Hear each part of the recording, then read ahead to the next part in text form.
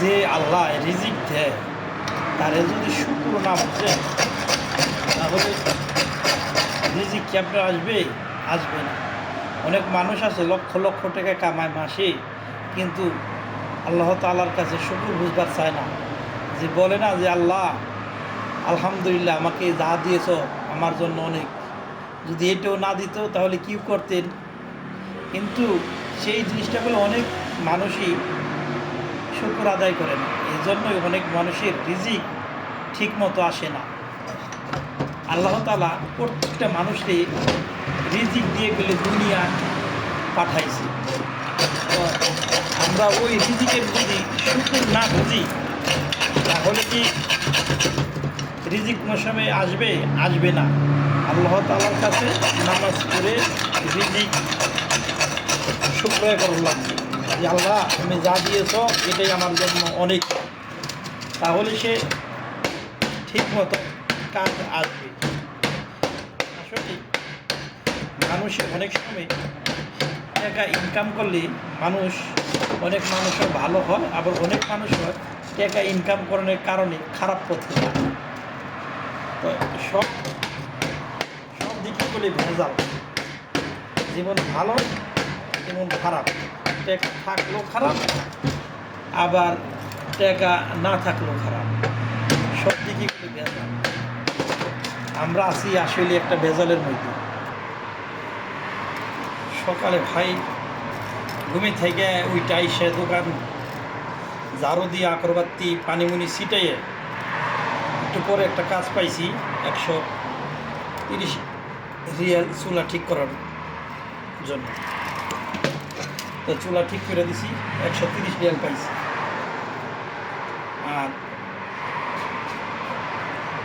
এই যে এখন যে মোটরের বেরিং গেছে গা, সোপা গেছে গা, ওয়াটার সিট এটি ফিটিং করতেছি, এটাই দিব 130 রিয়াল। আমি চাইছিলাম 150, না 100 টাকা দেবো। আমি কই না, হবে না।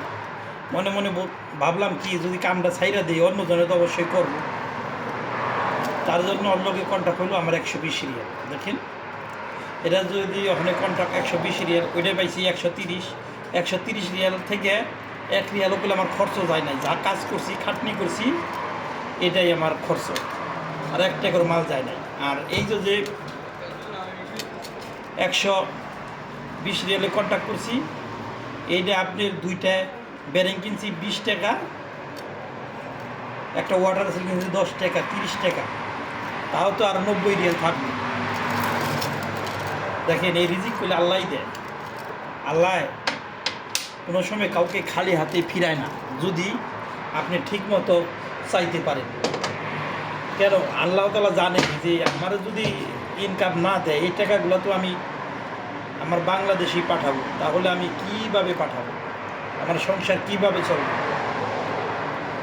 আমাকে যেমন চিন্তা থাকে, আর যে আল্লাহ আমাদের সৃষ্টি করছে তারও বলে চিন্তা আছে, যার চিন্তা আছে সে বইলা দিছে তুমি পরিশ্রম করো, তুমি শ্রমের পিছে খাটো, কিভাবে পয়সা কামান যাও ওই পিছে তুমি দৌড়াও, কিন্তু পয়সা থাকলে পেলে কাউকে কাম আইনা দিবে না।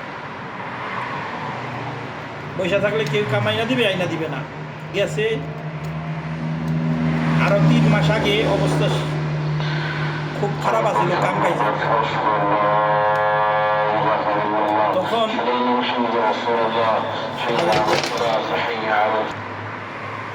তখন ভাবলাম যে সব ধরনের কাম যদি না করি তাহলে এই এক পদের কাম নিয়ে বসে থাকলে ভাত পাওয়া যাবে না।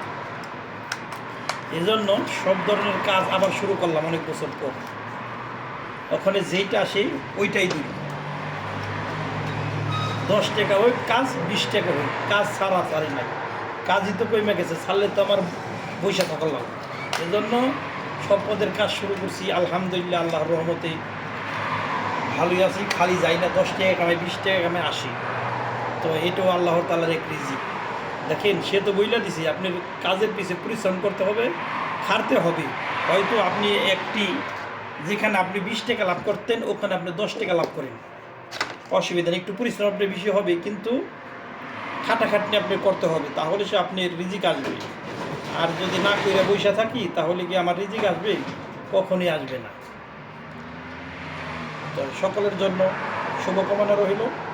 সকলে ভালো থাকবেন, সুস্থ থাকবেন। সকলের জন্য দোয়া করি আল্লাহ তাআলা যেন আমাদের সকল প্রবাসী ভাই ব্রাদারকে সুস্থ এবং সহি সালামত রাখেন, এবং সকলে চেষ্টা করবেন সৎ পথে পয়সা কামানোর জন্য। সৎ পথের পয়সা যে কত বরকত, যে কামায় সেই বুঝে। হয়তো কম কামান কিন্তু সৎ পথে কামান। তাই সকলের জন্য শুভকামনা থাকবে। আসসালামু আলাইকুম রহমতুল্লাহি ওয়া বারাকাতুহু।